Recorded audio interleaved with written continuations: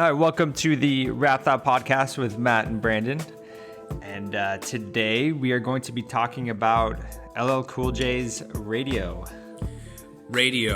From what year did this come out? 1985? This came out in... it came out in 85. That's what I meant to say. I know. I think I was right. I was just testing you. Yeah, thanks. Good looking out.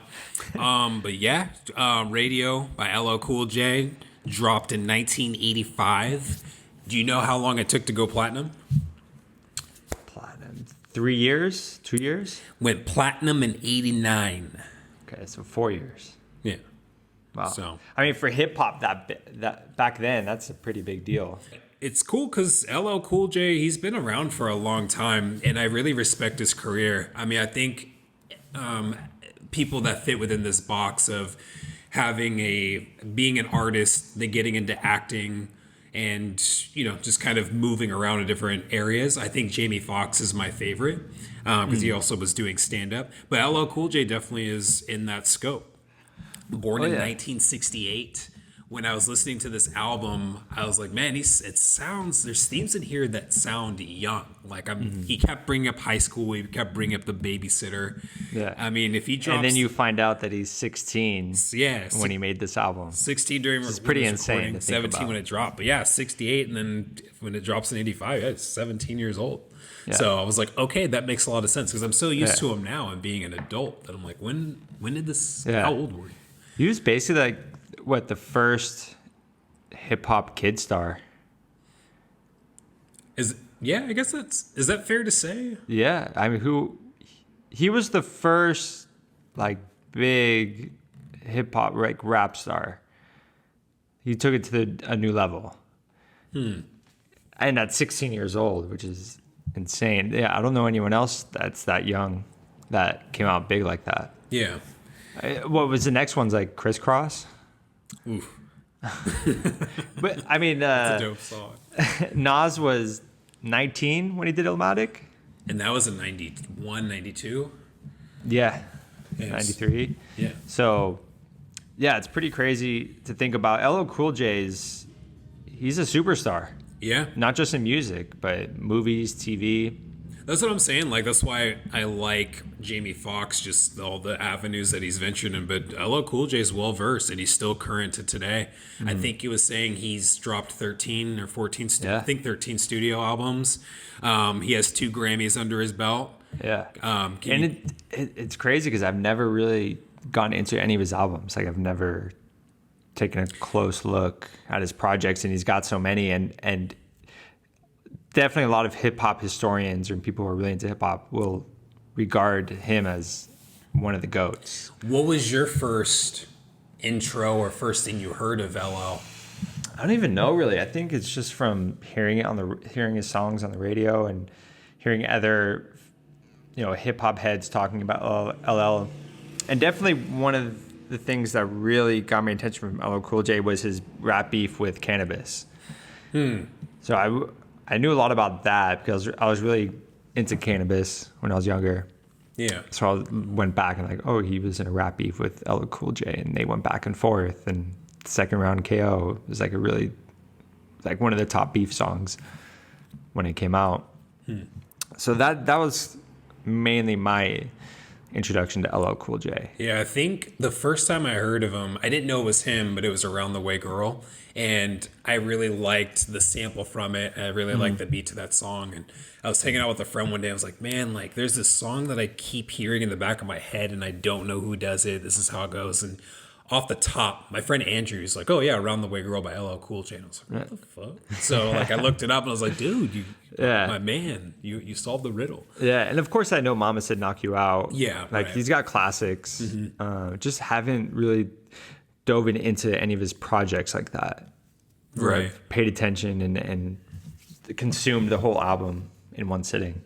But here we are. We've done it now. Yeah, and obviously, I know we've said this before, but this is one of the things that we love about this podcast is it gives us that opportunity to go back and listen to these older albums and really give them a fair shot and really pay attention to the music. Right. Yeah, it's Another thing about this album is that when you're listening to the tracks, they're so simple. Rick Rubin and DJ Jazzy J, Yep. not Jazzy Jeff. He's working with Will Smith. But they were the primary producers of this album, along with Cut Creator. Did a lot of work on. Did a lot of cuts on here. Yeah, he did the cuts. Yeah. Yeah, so this is Def Jam's first major length album that they released. And Def Jam was created by Rick Rubin and Russell Simmons. And so this was their coming out party. This was their introduction to the hip hop world. It was through LL Cool J, a 16-year-old. Right. Imagine banking your whole record label on a 16-year-old kid. I know, that's a trip. That's like, imagine that today. Finding a 16-year-old kid and be like, okay, we're going to start a record and we're going to push you and you're going to sell 500,000 copies in the first 6 months. It's funny you say that because, I mean, I feel like it would be easier now with internet and everything because, I mean, that's how Justin Bieber was discovered by Usher on YouTube. But I mean, to think of that in the 80s when... Hip-hop's have not those even resources. that big of a thing yet. Right, and it's just taken off. So, I mean, that's a hard one. But, yeah, I mean... We've mentioned Rick Rubin, I think, on one of our previous podcasts. We talked about him for a split second. Yeah. With Eminem. He did a lot of work with Right. him. And Rick Rubin starting out, I mean, everything he touched was gold. Like, it turned to fire. This album was one of the trifecta of albums that helped put Rick Rubin on the map, along with Run DMC and Beastie Boys, because he did a lot of And that. they all have a similar sound. They all have that rock, hip-hop mix. It's almost like a hybrid type sound that you could almost coin as a Rick Rubin type sound, which is really interesting that caught on, that it was such a big sound. And I think it helped because rock and hair metal and all that stuff was very big in the 80s. So all right, how do we get the white audience to pay attention to hip hop? Let's add some guitar riffs. Right. And you know what I mean? And all of a sudden they're going to pay attention.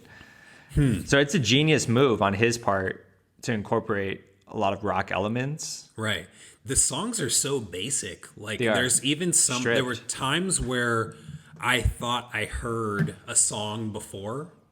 I think maybe it was the second track, and then I hear the fifth track. I'm like, oh, this sounds so similar. But it's that drum, the kicks, and a lot of the stuff they use over. Yeah, I feel that his drum patterns were pretty limited at that time. He didn't have a lot of drum patterns and drum sounds. Right. It was all pretty much taken from the same drum kit.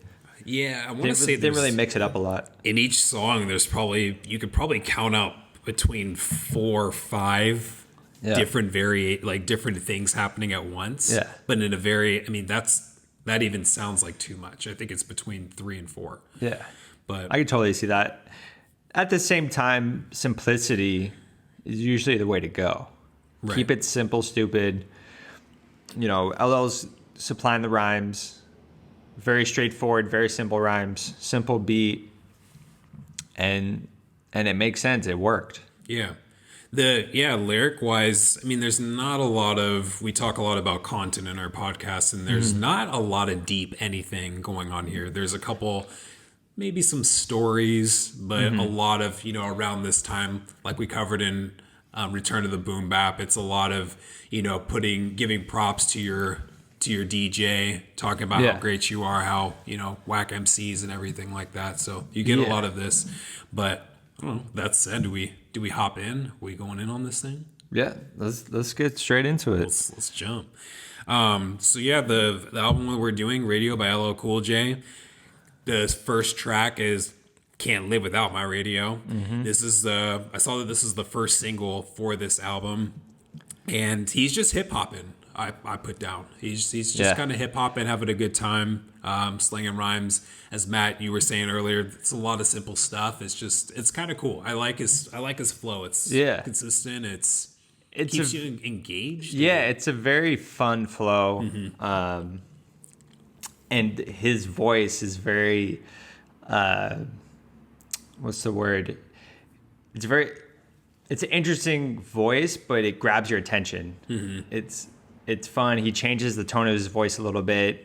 When he says the chorus, I can't live without my radio, he puts a lot of emphasis behind it. Right. And it's almost like a little bit of like a growl. So he knows how to change the inflections to get your attention at certain points. Yeah. Yeah, and he's just he's saying he loves hip hop culture. He loves his radio. He loves walking around with his radio and blasting music. And I definitely got that old kind of hip hop feel of just someone walking through like downtown Queens where he's from. Just like a boombox in one hand and just people on the corner like with their cardboard box. It just kind of almost like the stereotypical hip hop, guy from the 70s and 80s. Yeah, that's kind of the picture it painted for me. With a tracksuit and chains. Yeah. That's definitely what I got out of that. And one thing that I made note of for pretty much most of these songs is he's going in for 4 or 5 verses on every song with no hook. Yeah, no he's just going in. Yeah, I forget which song. I'll probably remember when we cover it, but there were 6 verses. So some of them, even though they're 4 or 5 minutes long, it's a very short chorus with a longer verse. So, but multiple verses. Mm-hmm. So, but it was different, and I have to say because we've definitely reached. I mean, throughout the 90s and early 2000s, you kind of have this standard of, you open up, there's a bridge, there's your first, maybe a chorus, there's your first verse, and it alternates from verse to chorus until it ends, a couple bridges here and there. But he is, doing this thing where